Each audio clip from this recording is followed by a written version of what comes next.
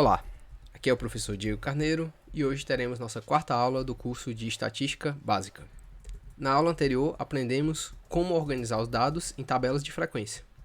Já nessa aula, aprenderemos um pouco mais sobre a apresentação gráfica. A apresentação gráfica ela é um complemento à apresentação por meio de tabelas de frequência. Ela tem como vantagem permitir uma visualização imediata dos valores observados, de modo a identificar a sua concentração ou dispersão. A apresentação gráfica pode ser classificada segundo a forma em diagramas, que seriam gráficos geométricos dispostos em duas dimensões. Seria a forma mais comum de gráfico, que provavelmente vocês encontrarão por aí. Você tem ainda os cartogramas, que seriam ilustrações relativas a mapas ou cartas geográficas. E ainda gráficos em três dimensões, ditos estereogramas. Vamos a alguns exemplos. Aqui eu tenho um exemplo de um diagrama, duas dimensões. No eixo horizontal eu tenho 4 categorias que são referentes ao nível de escolaridade dos profissionais. E aqui eu tenho a frequência com que esse nível de educação acontece. Então, nesse caso, só olhando para esse gráfico, eu já consigo notar, por exemplo, que a maioria dos trabalhadores tem apenas um nível médio. Esse outro gráfico seria um cartograma. Aqui, os pontos mais escuros indicam onde há a maior frequência de determinado fenômeno que está sendo estudado. Então, eu consigo observar as regiões, a distribuição espacial do fenômeno, ou seja, as regiões onde esse fenômeno ocorre com maior frequência. Por fim, os estereogramas são diagramas acrescidos de uma dimensão.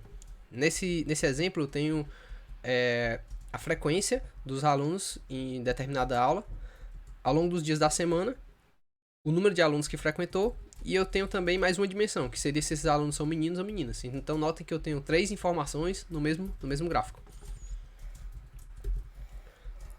Os principais tipos de gráficos. Um dos principais tipos de gráficos são os gráficos de barras. Eles permitem a comparação de indivíduos, ou então a comparação de atributos entre indivíduos. Esse primeiro tipo seria o gráfico de barras agrupado. Então eu tenho 2 barras justapostas, em que cada barra pode indicar uma característica ou um indivíduo. Então aqui eu poderia ter 3 características diferentes, e aqui a frequência de indivíduos em cada uma delas. Ou então eu poderia ter 2 características do mesmo indivíduo, e essa variação ao longo de vários períodos. Eu posso ter ainda gráficos de barras empilhadas. Esse tipo de gráfico ele permite aferir sobre a frequência absoluta. Ou seja, eu consigo acumular pela sobreposição das barras e aferir qual a quantidade total do fenômeno. E também quais as quantidades individuais de cada classe que eu estou estudando. Então eu tenho 2 classes aqui, por exemplo, essa azul claro e azul escuro. Eu sei a frequência total, que vai ser referente ao comprimento da barra total. E eu também sei o tamanho ou a representatividade absoluta de cada um dos fenômenos. Tanto o azul claro como o azul escuro.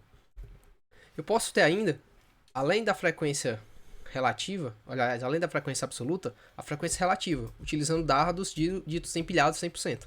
Nesses gráficos, a barra completa ela representa 100% dos dados. E aqui eu tenho uma ideia de proporção de cada classe. Então, eu fecho 100% e aqui eu tenho, por exemplo, a proporção de indivíduos nessa categoria e a proporção de indivíduos nessa categoria. Outro tipo de gráfico bastante utilizado são os gráficos de linha, e eles geralmente são utilizados para medir a evolução temporal. Eu tenho aqui um exemplo clássico do livro Jeremy Siegel, em que ele mostra o retorno dos ativos ao longo de um período de 200 anos. Então eu tenho diferentes ativos e eu tenho o preço deles oscilando ao longo do tempo. Então, note, eu estou comparando diferentes variáveis e a variação delas ao longo do tempo. Então essa seria uma aplicação típica do uso de gráficos de linhas. Eu posso ter ainda gráficos de áreas, em que eles comparam a evolução temporal de diferentes grupos, principalmente quando esses grupos são componentes, ou são partes de um fenômeno global. Os gráficos de área padrões, eles refletem as áreas uma ao lado da outra, então elas são sobrepostas e geralmente eles têm esses sombreamentos para poder distinguir uma área da outra. Elas são menos comuns. Eu também posso ter gráficos de área empilhados, ou seja, eu tenho a área de determinado fenômeno sobreposta à área de outro fenômeno. A interpolação é bem semelhante à de barras empilhadas, certo? Só que aqui eu estou observando a medida de área, né? A área embaixo de cada fenômeno, certo? Só uma outra forma de visualização. Eu também tenho, da mesma forma que nos gráficos de barras, os gráficos empilhados 100%, em que eu tenho uma proporção entre as trajetórias. Então, nesse caso, o quadrado todo ele fecha 100%, e aqui eu tenho a proporção, né, a participação de cada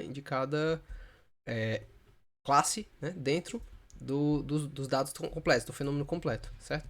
Então, note, por exemplo, que eu tenho o PIB do Brasil ao longo do tempo. Então, aqui eu poderia ter a participação da indústria, a participação dos serviços e a participação da agricultura. Então, suponho que essa composição vai mudando ao longo do tempo, certo? Então, isso seria um tipo de aplicação que poderia ser bem, bem útil quando você está trabalhando com esse tipo de gráfico de área empilhado. Outra categoria também bastante utilizada é a categoria de gráfico em pizza, ou gráfico setorial. Ela geralmente é utilizada quando se quer aferir a participação da proporção total em um determinado fenômeno. Então, um exemplo aqui, eu tenho 3 categorias. O ciclo completo representa 100% e eu fatio ele em pedaços. Por isso, a analogia com a pizza, né, em que cada pedaço desse é proporcional ao percentual que esse fenômeno ocupa no total do gráfico, né? Ela é eficiente para comparar partes de um todo em um período estático. Então, ao contrário dos outros gráficos empilhados e o gráfico de linha, nos gráficos de pizza, geralmente você trabalha com um único período de tempo. Nós temos ainda gráficos mais avançados, como por exemplo os gráficos de coordenadas polares. Nele é possível analisar vários indicadores de uma única vez. Por exemplo, suponha aqui em que cada ângulo desse eu coloco um indicador. Então eu consigo desenhar para um indivíduo, né, ou para uma unidade de amostragem, o perfil dela com relação a todos esses indicadores, certo? Então suponha que esse indicador que eu imputo aqui nesse ângulo, ele vai ser menor, né, do que o indicador que eu imputei nesse outro ângulo, né? Note que ele está mais próximo da origem do que esse. Então assim eu poderia, por exemplo, sobrepor dois indivíduos e compará-los. Eu poderia observar a mudança ao longo do tempo, certo? Com referente a esses vários indicadores. Cada ângulo desse eu poderia colocar um indicador. E aí eu teria uma visão geral, uma visão global com relação ao fenômeno. Outro gráfico, já um gráfico bem mais moderno, né? Bem mais recente, seriam os gráficos tree map, que seriam gráficos hierárquicos estruturados em árvores, né? Por isso tree map. E eles são dispostos como conjuntos de retângulos. Então, a proporção da área de cada retângulo desse indica quanto esse fenômeno representa no todo, certo? E você pode variar as cores para indicar diferentes categorias. Então, por exemplo, aqui eu tenho marcas de carro: Ford, BMW, Mazda, Chevrolet. E dentro deles eu tenho a participação de cada modelo de carro dentro da receita dessa empresa. Então, note que eu tenho um monte de informação e que apenas olhando para cá eu já consigo ter uma série de